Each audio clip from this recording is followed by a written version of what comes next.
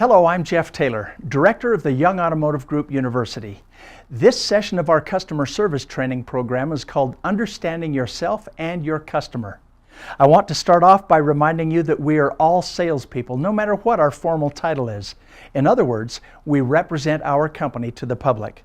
So during this discussion, you need to think of yourself as a salesperson. With that said, I have some bad news for all of you salespeople. The bad news is that most people don't like you. I know this may shock you. You're probably thinking, why not? I'm a nice person. How could anybody possibly not like me? So I don't want you to take this personally. It actually has less to do with you as an individual and more with how the public thinks of salespeople in general.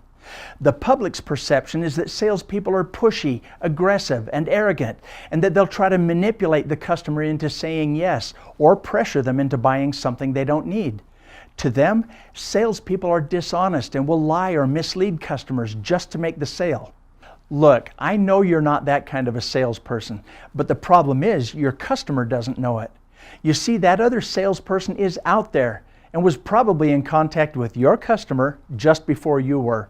So you really can't expect your customer to automatically know the difference between you and that other kind of a salesperson. From years of unhappy experiences, customers have developed natural fears about dealing with salespeople. Some of those fears include the following. They worry that you'll take up their time and keep them longer than they want to stay. They're afraid that you'll try to sell them products or services that they don't need, and that you care less about them than you do about your own commissions and the money you'll make from them. They expect you to lie to them, and that you'll overcharge, or that you'll use high-pressure tactics on them. And if that wasn't enough, customers often worry that they won't make the right decision and that you won't help them to. And so as a result, they're defensive and they have their guards up against you.